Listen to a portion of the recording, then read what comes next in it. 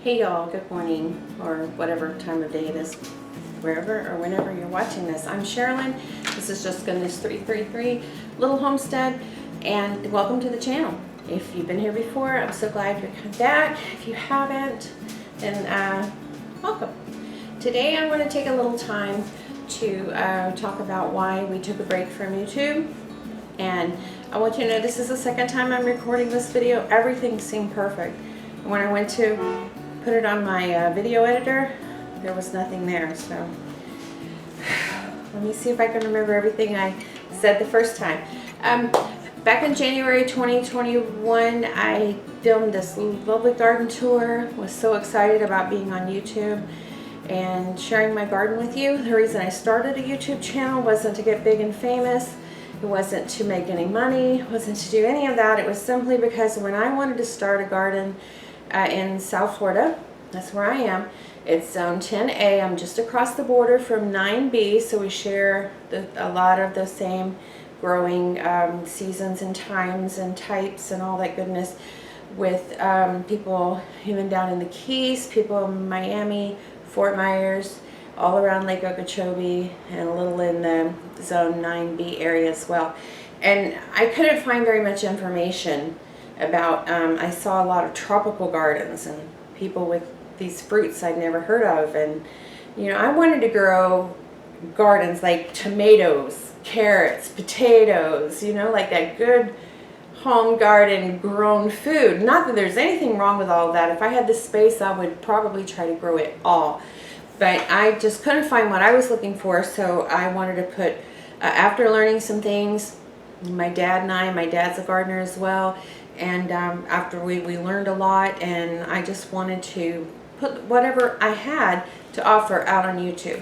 And that's why I started the channel in the beginning. And then I love showing you how to preserve the harvest and different ways to make do, different ways to preserve food, store food, and that's kind of the reason that I got started doing a YouTube channel. It was never to make money or have sponsors or be big.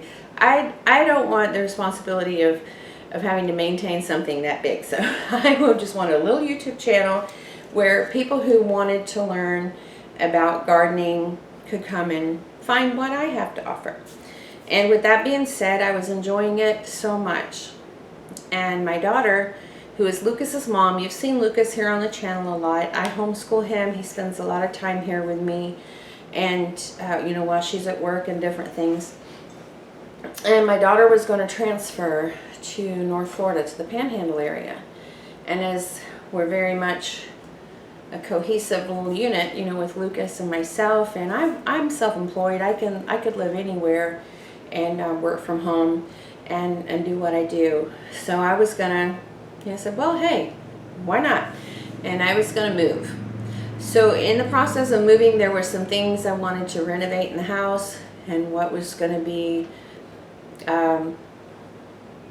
was never gonna be a simple renovation, turned into a massive renovation. Even the, you know, it's a wood frame house, and the sill plates and the, you know, all that good stuff underneath the house. We had some old water damage, and it was pretty bad. So we ended up gutting and tearing out both bathrooms. They were outdated and needed to be updated anyways. Both bathrooms down to the floor. Like when you open the bathroom door, there was a hole. There you could see studs on the wall and a giant hole without any floor. All the floor support joists had to be replaced, and in the kitchen as well, along the back part of the house. Well, my garden is in the backyard, in the back side of the house. We had to remove siding, we had to remove everything. We had carpenters here for months, and we took one room at a time, one area at a time, and paid a pretty little penny and renovated this house because I didn't feel like to sell it as is in that condition would have been profitable, for one, and I just want to be a person of integrity, and I didn't want to just patch something up and sell something that I knew had some issues. And even replaced all the plumbing in the house, all the plumbing fixtures, and rewired some stuff and just did all that stuff. And during that, to save money, I was working a lot on the finishing. I mean, you know, I had the carpenters do the tile in the bathroom on the wall, but I was doing the floors, laying new floors, you know, baseboards, stuff like that, painting everything. The places where the sheetrock had to come off, I was the one putting the sheetrock back on. In the, not in the big areas, but in small places under the windowsills had to be redone, and it.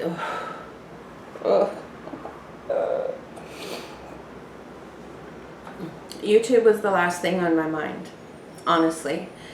I lived for months with power tools and hammers and nail guns going off, and plastic draped over things. I didn't have a kitchen. We did one bathroom at a time, so we started on one end of the house, finished that bathroom first, so that when we made our way to the other, you know, we'd always have a functioning bathroom and I could continue to live here. I went without laundry for a while. I was doing laundry at my mom's, and I turned my little dining room, got rid of all my dining room furniture, started getting rid of things because I was going to move, and I didn't want to move an entire household that far away. We were going to the Panhandle, and we're down here. It's a good 8-hour drive, and I didn't want to rent 2 U-Hauls and have to, you know, deal with all of that. And so I just started getting rid of things. And guys, when I tell you YouTube was the last thing on my mind, there wasn't very much else on my mind but just getting Lucas through homeschool. If you've ever tried to do homeschool while there's power saws and drills and nail guns going off, it ain't fun. It's not fun.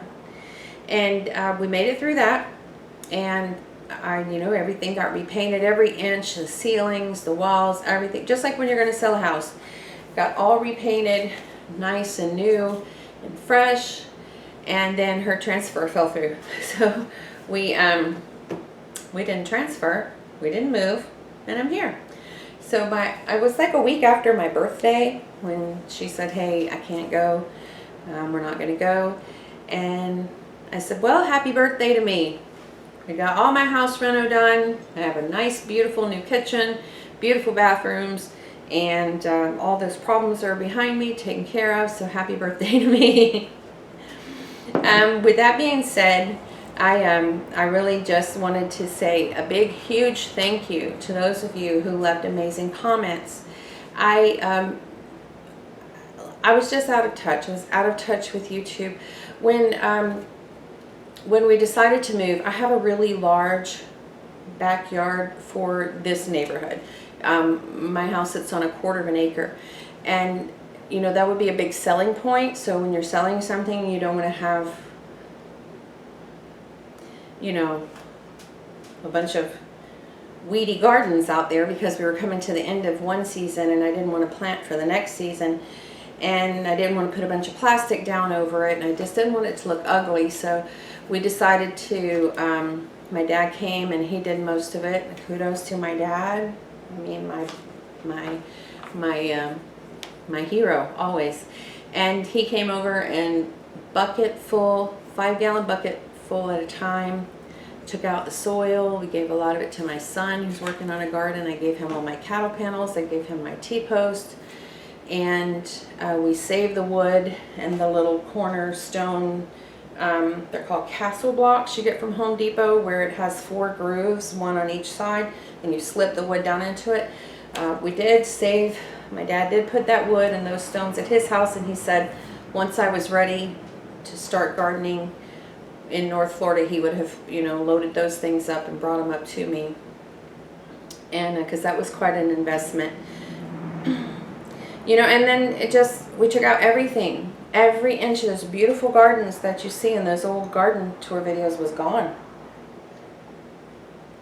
I gave away the fence latticing. I just got rid of all of it. There was no garden in there, so there's nothing to shoot. And without a kitchen, I couldn't do any I wasn't doing any preserving. I wasn't putting food up. I mean, I still had my food storage. I was going to transfer that with me. And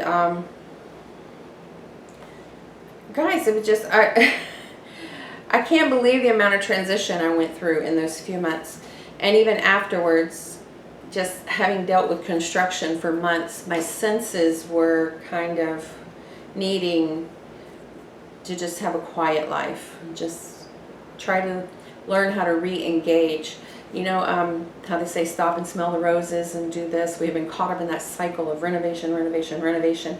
And it was so hectic. And, you know, I was cooking out of a crock pot and on a little electric skillet. And it was awful. If you've ever been through a whole home renovation, then you know what I'm talking about. And I honestly did not see the comments coming in. I wasn't checking. I had not had a lot of interaction with you guys in the past. I had a few little comments, and I thought, well, you know, it's such a small channel, it's just a few videos out there, maybe, you know, it's not really touching anybody. I'll get back into it one day. And the other day I wanted to look back on last year's garden to see what it had looked like, you know, because I'm getting ready to transition. I'm transitioning into spring, and I wanted to just to kind of compare and look at some old videos. And my grandson said, well, let me see. And he looks down, he says, you got some comments on here. So I went back and I went on YouTube and I looked up all the comments, and I missed so many lovely comments from you guys. I really did. And I did not intend to, honestly. There were so many lovely comments. One guy said, you saved my life. I want to grow food here and couldn't figure out how you've saved my life. And another person was like, you know, oh, we need channels like yours in this region. It's so great content. I'm so sad that you abandoned your channel. And those comments just sort of pierced me in my heart. And I thought, you know, these are the people who were me once upon a time, who were looking for a YouTube channel that they could relate to in their area for the proper times and seasons. And I get lots of inspiration from other channels who are in other zones and other areas. And that, you know, sometimes when you have a climate that's just different, you really want some people in your area. You know, you want to just, it was just, it was very, very heartwarming and very touching to see those comments. And it just sort of spurred me to want to get back on YouTube.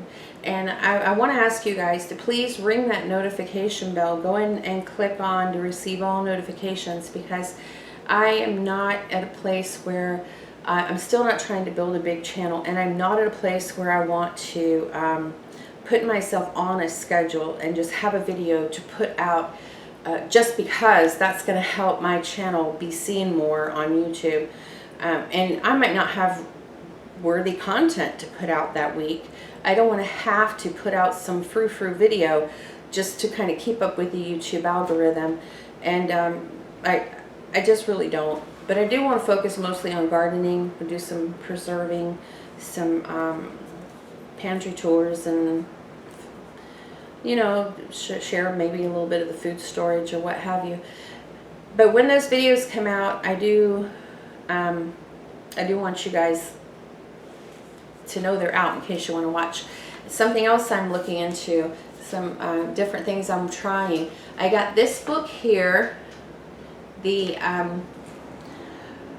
Regenerative Grower's Guide to Garden Amendments, using locally sourced materials, make mineral and biological extracts and ferments. It's by Nigel Palmer. The Regenerative Grower's Guide to Garden Amendments. And this reads like a botany textbook or like a science textbook. And I'll be honest with you, I'm kind of skimming through. But I'm going to take a highlighter, and he does have some bullet points in here, and how to even use the weeds in your garden, how to do foliar sprays, how to inoculate the soil. He's got, you know, for perennial crops, for annual gardens, for transplants. He's just got so much stuff in here, and I am going to go through with a highlighter and pick out some really good things and start doing them, and I'm going to do them right here on the channel. And we're just going to start, because when I took out all the soil from the garden and, you know, figured we weren't, wasn't going to move, we brought back some of the soil. My dad had probably about 3 of my raised beds worth of soil, 2 or 3.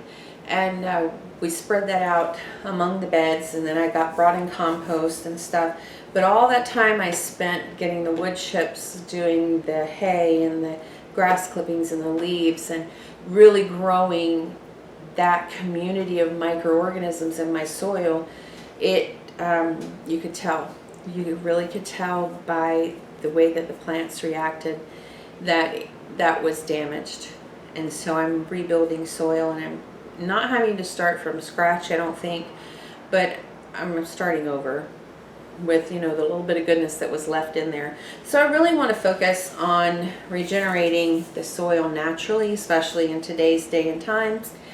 We're hearing about price increases because, the big farms are having to pay more for fertilizers and all this other stuff, and there's shortages. And if I can make fertilizer out of weeds and eggshells and food scraps and garden waste, then that's cheap and it's free, and I'm all about that free stuff, y'all. I am all about that free stuff. I am also going to show you real quick. This is February 18th, 2022. Oh, before I show you what I'm going to plant, I want to show you what came out of the garden. Right after the garden tour, I saw this guy. That to me looks like a snowman with a carrot nose almost. And, or else like a pig butt with a big ponytail. And my grandson, Lucas, he says it looks like something else. But I told him we don't talk about that on YouTube. This guy has a schnoz. Can you see that nose? Look at that. They were funny. And there's one growing out there that is a big red one with a little red bulb nose, and it's really funny looking. And the garden will make you laugh. So what I'm planning on planting starting probably tomorrow, and I'm gonna, today or tomorrow, one or the other, maybe the next day, but I'm going to show you a garden hack to save your back for planting. Especially these are the Blue Lake pole beans. During the garden tour video that I just put up, I showed you all the vines where I was leaving these on to dry for seed. And this is quite a bit. If you can see, this is a quart-sized bag. And look at how many beans I got out of there just for that. And I still have more pods. But I'm going to replant these. I'm going to show you a hack for not hurting your back when you're planting in the garden. And these Blue Lake pole beans do good for me both in fall and winter, as well as the spring to summer garden. And pole beans are different than bush beans in that you will have a continual harvest. They don't just put out a few good flushes of beans and then they're done. You can plant bush beans and you'll be having to take those out, and your pole beans will still be producing really good. So I'm going to plant those. And here I found that jade bush beans do better for me here in the spring to summertime.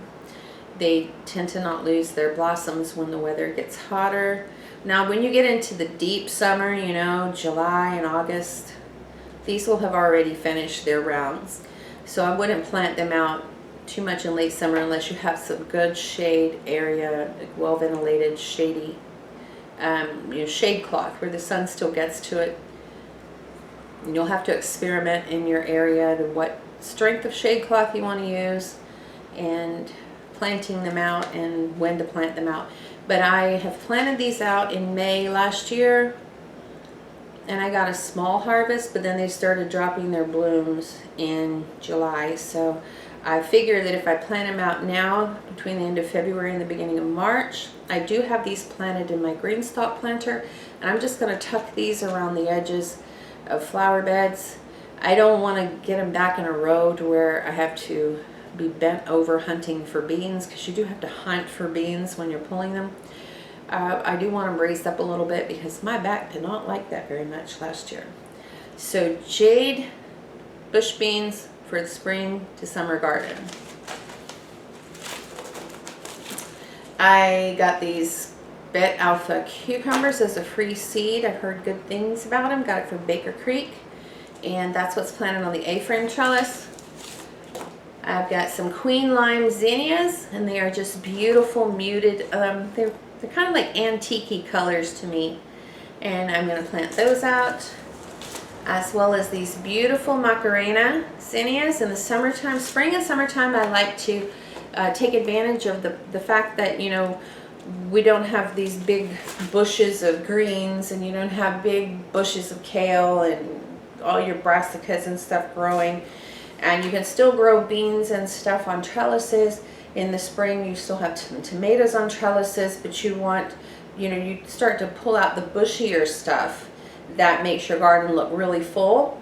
So I find that planting bunches of flowers here and there and everywhere, just, you know, starting them in a little pot and get them going and plop them on the end of a row or in the middle of a row or at the edge of a flower bed. So when you look out, you're still getting the visual effect of the bushy things, you know, they're growing lower to the ground, along with the things you have on the trellis. It's just very visually filling. It fills the garden view, and I just love that. I had so many flowers in there last summer. It was so pretty. I'm going to try Cosmos. I'm only going to try a couple of plants because I've never grown it, and I don't know if this is something I should have started in the fall, or if it's something I should have started earlier in winter, because I just don't know how it does here. But I am going to try a few of these, as well as the echinacea. I am eventually, I'm not promising you when, eventually going to carve out a space in the backyard, deal with a tree that casts too much shade eventually, and I'm really going to start focusing on herbs in the near future. I am taking an herbalism class. I got some borage, and I'm not certain it's going to, this is mid-February. I know if I planted this in the fall, it would have been big and beautiful, and bees love it. So I'm going to try to put in some potting soil and some little pots and try a few of these and just stick them out in the garden. And you know what? It might grow, it might die. Oh well. I've got these Lychee peppers. I can't tell you anything about them except that they looked really cool, and I want to try to grow them. All of these are from Baker Creek. I got the California Wonder bell peppers. I have never been really super great at bell peppers, but I'm going to read on how to amend the soil to get the larger fruit production, and hopefully we do pretty good. This is lemon balm. Some Genovese basil. Basil grows really good in the warmer weather. And I have a one little volunteer out there, but I want to really have a ton of basil. And this is holy basil. This is a loofah gourd, and I'm going to try to find a place, because this will take over everything. I'm going to try to find a place, maybe plant it in one of those big mineral buckets underneath the chicken coop and let it climb there under the tree maybe. I don't know. Try to find a place that chickens won't destroy it, and a place that it won't take over my garden. And this is heavy hitter okra. This is what I'm most excited about for this summer. Now here we plant out okra in mid-March or so, and you know, because that's when our soil temps are warmer. And I want to show you guys this. Look at this. I want you to see how many okra are on each branch. Can you see that?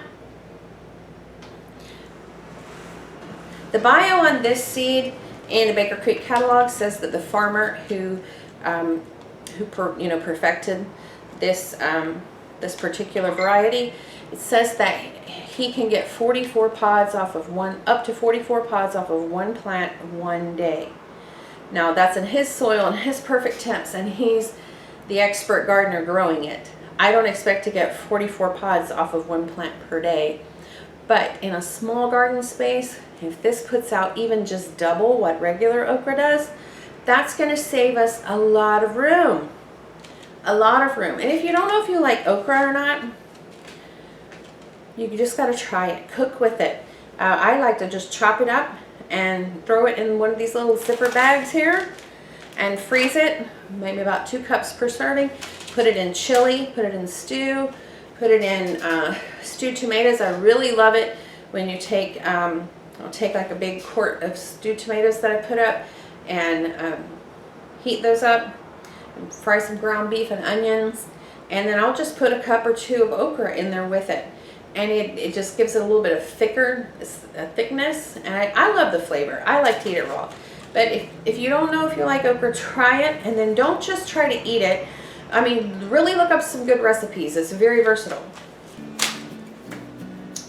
Well, guys, I think that's all I had to share with you today. You know, why I disappeared, and now I'm back and what I'm doing. So I really appreciate you guys, and I really hope that you get something out of the channel. And if you want to subscribe. I'm not trying to build up a ton of subscribers.